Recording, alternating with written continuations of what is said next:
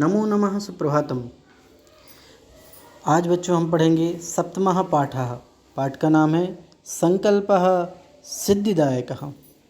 आपकी जो अपने आप से किए गए कमिटमेंट्स हैं, जो संकल्प हैं, वही आपको सफलता दिलाते हैं, सिद्धि दिलाते हैं। इसी मोटिवेशनल स्पीच के साथ, मोटिवेशनल नोट के साथ हम इस पाठ को पढ़ना आरंभ करते हैं। पाठ को पढ़ने से पहले मैं आपको सामान्य रूप से बता दूं इस पाठ में क्या है। इस पाठ में एक माँ जो अपनी पुत्री को कुछ समझा रही है। माँ के पात्र के रूप में मैना का नाम है, पुत्री के पात्र के रूप में पार्वती का नाम है। पार्वती तप करने के लिए जाना चाहती हैं और तप यानी तप करने का संकल्प करती हैं। किसको प्राप्त करने के लिए? शिव को प्राप्त करने के लिए। ऐसा ना करें वो, इसके लिए मैना बहुत प्रकार से उन्हें मनाती हैं, लेकिन अंततो गत्वा पार्वती तप के लिए जाती हैं और कठिन तप करने के बाद अपनी प्रिय सहेली, प्रिय सखी विजया के साथ जब वो तप करने जाती हैं तो उन्हें बहुत सारी चुनौतियों का सामना करना पड़ता है और फिर लास्ट में उन्हें एक परीक्षा भी शिव जी के द्वारा बटुक रूप में ली जाती है और उसके बाद में उन्हें अंततो गत्वा सफलता यानी कि शिव जी के रूप में पति प्राप्त हो जाते हैं, वरदान प्राप्त हो जाता है। चलिए प्रारंभ करते हैं पढ़ना। सबसे पहले पात्र है मैना। मैना वत्से मनीषिताः देवताः ग्रहे एव सन्ति। वत्से पुत्री, मनीषिताः ऐसा मनीषी लोगों का मानना है, ऐसा उनका कहना है कि देवता गृहे एव सन्ति, देवता तो घर में ही हैं। तपः कठिनम भवति, तप जो है, तपस्या, व्रत, उपवास इत्यादि सब कठिन हैं। तब शरीरम सुकोमलम, तुम्हारा शरीर सुकोमल है। गृहे एव वस, घर में ही रहो। अत्रैव तव अभिलाषाः सफलः भविष्यति, यहीं पर, अत्रैव यहीं पर, तब यानी तुम्हारी, अभिलाषा यानी इच्छाएं, सफलः भविष्यति सफल होंगी।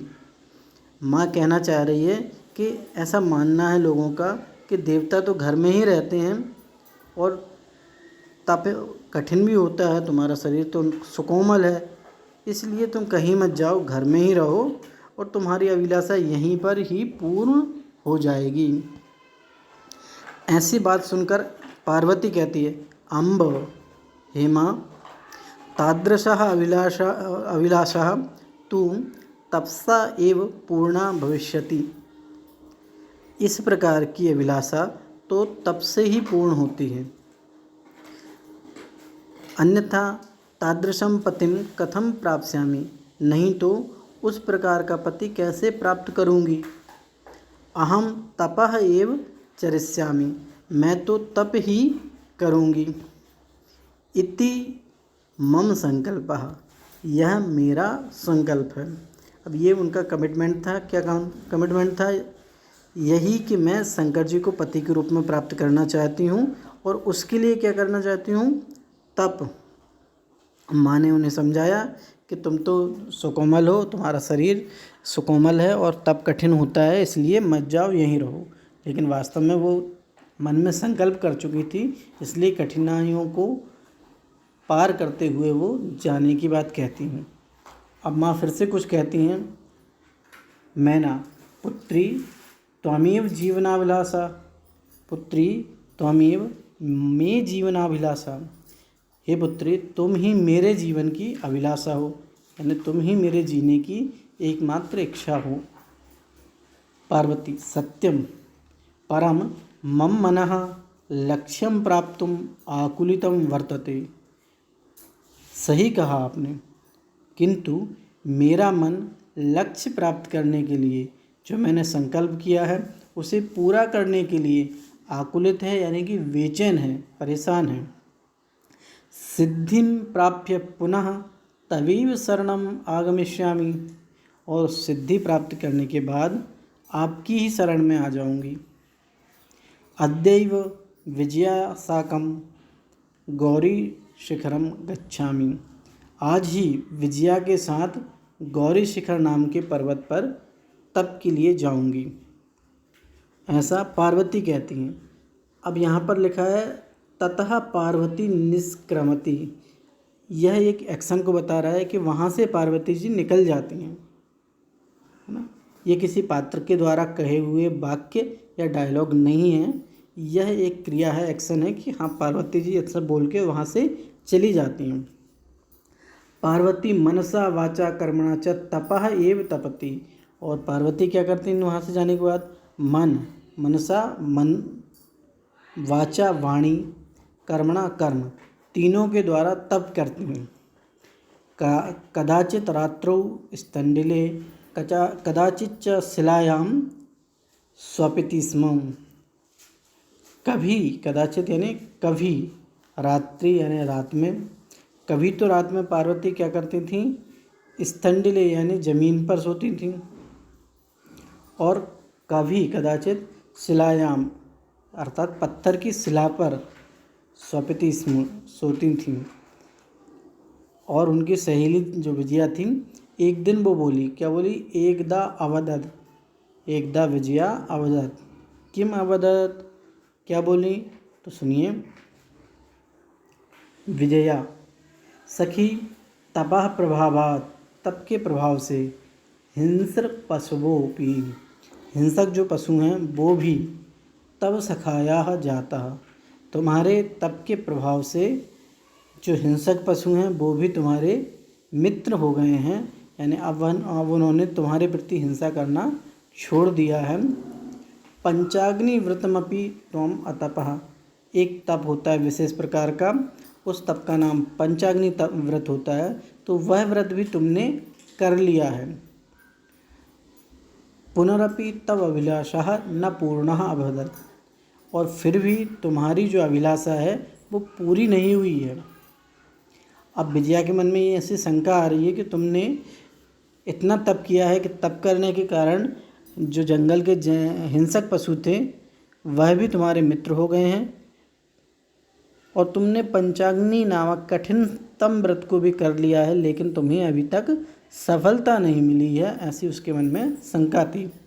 तब पार्वती जी बोलती हैं, अयि विजये किम न जानासि मनस्वी कदापि धैर्यं न परित्यजति अपि च मनोरथानां अगतिः नास्ति। अब पार्वती जी उत्तर देती कि अरे विजया, तुम नहीं जानती क्या? मनस्वी, जो मनस्वी होते हैं वो कदापि, कभी भी, धैर्य में अर्थात धीरज, न परित्यजति, कभी भी धीरज नहीं छोड़ते, है ना। जो मनस्वी लोग होते हैं वो धैर्य को धारण करते हैं अर्थात धीरज रखते हैं, वह कभी भी जल्दबाजी में धीरज को नहीं छोड़ते। अपिच मनोरथानाम अगति नास्ति, और मनोरथों की, मनोकामनाओं की अगति नहीं है, मतलब ऐसा नहीं है कि आपने कोई मनोकामना की है और आप धीरज से अगर उस कार्य में संलग्न हैं तो वह कार्य ना हो, ऐसा कभी नहीं होता। ऐसा पार्वती जी ने विजया से कहा। फिर विजया कहती है, त्वमेव विजया त्वम वेदम अधीतवती, अर्थात तुमने वेदों का अध्ययन किया, यज्ञम संपादितवती, यज्ञों का संपादन किया, तपः कारणात् जगति तब प्रसिद्धि, तप के कारण तुम्हारी जगत में प्रसिद्धि हो गई है। अपर्णा इति नामना अपि त्वं प्रथिता, और अपर्णा इस नाम से भी तुम जानी जाती हो, प्रथित है मतलब प्रख्यात हो चुकी हो, विख्यात हो चुकी हो। जो यहाँ पर एक शब्द आया है अपर्णा, इस शब्द को समझना बहुत ज़रूरी है। अपर्णा का अर्थ होता है यहाँ पर न पर्णा इति अपर्णा, अर्थात पार्वती जी जब तप कर रही थी तो उन्होंने कुछ दिनों तक फल आहार लेकर व्रत किया, उसके बाद में पत्तों अर्थात पर्णों के आहार को ग्रहण करते हुए व्रत किया। जब पर्ण भी, पत्ते भी खाने छोड़ दिए उन्होंने, तब उनका नाम पड़ा अपर्णा। तो अपर्णा नाम से भी तुम जानी जाने लगी हो। पुनरपि तपसा फलम नैव दृश्यते, और फिर भी तप का फल नहीं दिख रहा। तब पार्वती जी बोलती हैं,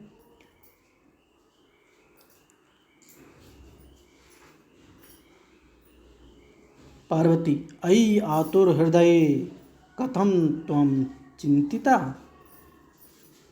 आतुर हृदय का अर्थ होता है जो व्यक्ति धीरज न रखे और जिनका मन सदा संकोच से भरा रहे, काम होगा या नहीं होगा, कब होगा, इस प्रकार की जो भावनाएं होती हैं वो आतुर हृदय कहलाता है। तो पार्वती जी बोलती हैं, अयि आतुर हृदय, तुम बहुत जल्दी ही डरने वाली हो। कथम त्वम चिंतिता, तुम किस लिए चिंतित हो। और नेपथ्य, अब यहाँ पर फिर नेपथ्य शब्द आया है। नेपथ्य शब्द का हम अर्थ समझते हैं। नेपथ्य शब्द ड्रामा जो करते हैं, नाटक, रंगमंच, तो रंगमंच के शब्दावली से लिया गया है, जिसका अर्थ होता है जहाँ रंगमंच हो रहा है, रंगमंच के बैकग्राउंड में कुछ लोगों को खड़े होने या बैठे रहने की जगह होती है, उसे नेपथ्य कहते हैं। अर्थात जो फोर स्टेज है उसके पीछे बैक स्टेज जो होती है, बैक स्टेज को नेपथ्य कहा जाता है। तो नेपथ्य में बैठे हुए या खड़े हुए व्यक्तियों के द्वारा आवाज़ आ रही है, अयि भो अहम आश्रम बटुः जलम वांछामि। हे, मैं आश्रम का बटु हूँ, अर्थात आश्रम का बालक हूँ, और जलम वांछामि, अर्थात जल चाहता हूँ। सभ्रमम विजय, और भ्रम के साथ भौएं घुमाते हुए सहसा कोई आ जाता है, तब जिस प्रकार से चकित होकर देखा जाता है उस प्रकार देखती हुई विजया कहती है, पश्य कोपी बटुः आगतोस्ति। देखो कोई बटुः ब्रह्मचारी अर्थात छात्र बालक आया हुआ है। विजया झटति अगच्छत, और विजया जल्दी से आ गई। झटिति अर्थात जल्दी से। सहसैव बटुरूपधारी शिवः तत्र प्राविशत, और तभी बटु के रूप में कौन आए हैं, शिव जी। विजया बटो स्वागतम ते, अब विजया बोलती है, हे बटु तुम्हारा स्वागत है। बच्चों आपको याद होगा, आपने जब राम शब्द के रूप पढ़े थे या बालक शब्द के रूप पढ़े थे, तो और गुरु शब्द के रूप जब आपने पढ़े थे, तो संबोधन में जो बनता है, बटु शब्द का बटो बना, गुरु शब्द का गुरु बनता है, तो ये संबोधन का रूप है, संबोधन विभक्ति का रूप है।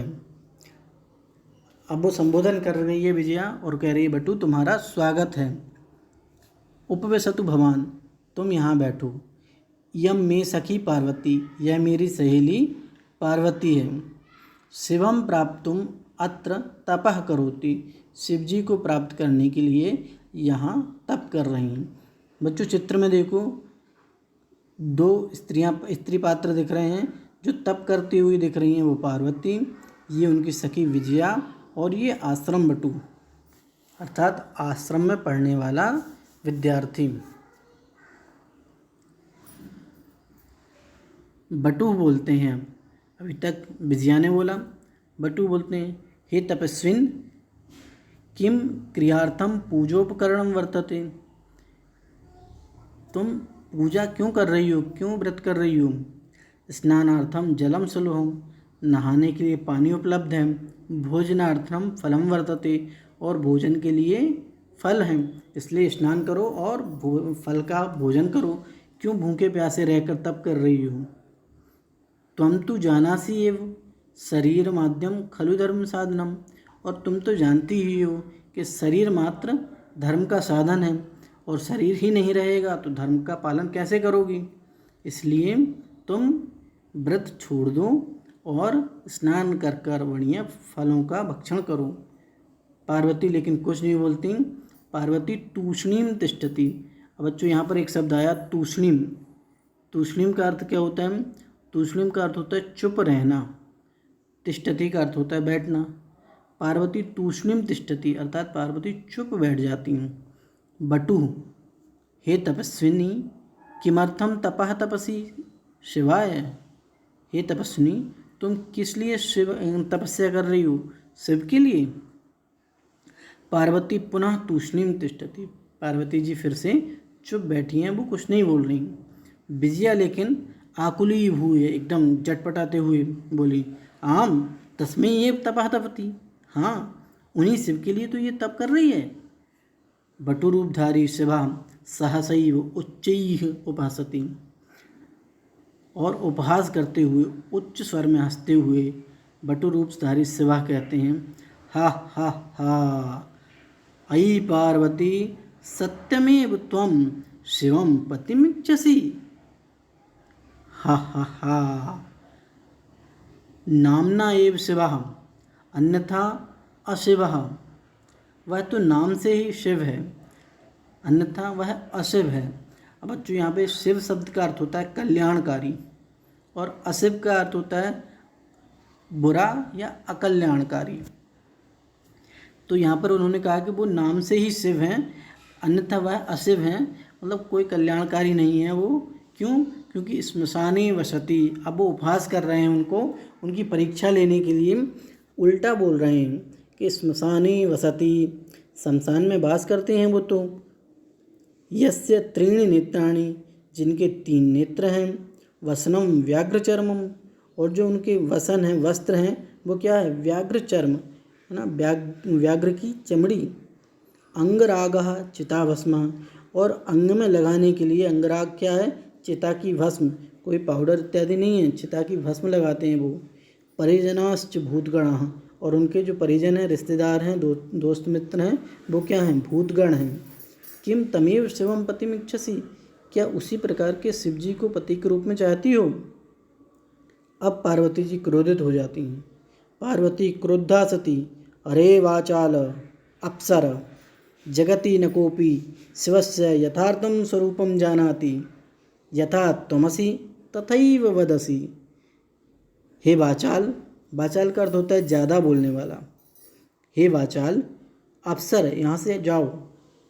जगति, जगत में, संसार में, कोपि, कोई भी, शिवस्य अर्थात शिव जी का, यथार्थ स्वरूपम न जाना थी, वास्तविक स्वरूप नहीं जानता।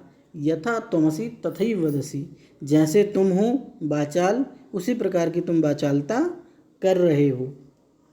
विजयाम प्रति, और विजया से बोलते हैं, सखी चल, सखी यहाँ से चलो। क्यों? क्योंकि यह निंदाम करोति सह तु पापः भवति। एव, जो निंदा करता है, जो दूसरों की बुराई करता है, वह तो पाप का भागी होता ही है। यह शृणोति सोपि पाप भाग भवति, और जो सुनता है वह भी पाप का भागी होता है। पार्वती द्रुत गत्या निष्क्रामति, और पार्वती द्रुत गति से यानी जल्दी से, तेज चलते हुए वहाँ से निकलती हैं। तदैव पृष्ठतः वटुरूपधारी वटुरूपम परित्यज्य शिवः तस्याः हस्तं गृह्णाति, और तभी जो उनकी परीक्षा ले रहे थे वटुरूप में बनकर शिव जी, वह उनका हाथ पकड़ लेते हैं। पार्वती लज्जया कंपते, और पार्वती जी लज्जा के साथ कांपती हैं। शिवः पार्वती प्रीतोस्मि, मैं तुमसे प्रसन्न हूँ। तब दृढ़ संकल्पेन, तुम्हारे दृढ़ संकल्प से मैं प्रसन्न हूँ। अद्य प्रवृत्ति अहम तब तपोभि कृत दासोस्मि, और आज से, अद्य प्रवृत्ति यानी आज से, अहम यानी मैं, तब यानी तुम्हारा, तपोभि यानी तप के द्वारा, कृत यानी खरीदा गया, दासः अस्मि, आज से मैं तुम्हारे तप के द्वारा खरीदा हुआ दास हूँ। विनीतानना पार्वती विहसति, विनित आनना अर्थात नीचे आनन मुख को किए हुए पार्वती जी हंसने लगती हैं, मुस्कुराने लगती हैं। क्यों? क्योंकि उनका संकल्प सिद्ध हो गया था। इसीलिए पाठ का शीर्षक रखा गया है संकल्पः। सिद्धिदायका, अर्थात जो संकल्प होता है वो सफलता दिलाने वाला होता है अगर वह संकल्प दृढ़ संकल्प है। बच्चों, इस प्रकार यह पाठ संपन्न होता है। इसके शब्दार्थ आप लिखिएगा कॉपी में, और सारे शब्दार्थों के बाद अभ्यास के लिए हम अगले वीडियो में मिलते हैं। तब तक के लिए आपका दिन मंगलमय हो। जय तु संस्कृतम, जय तु भारतम।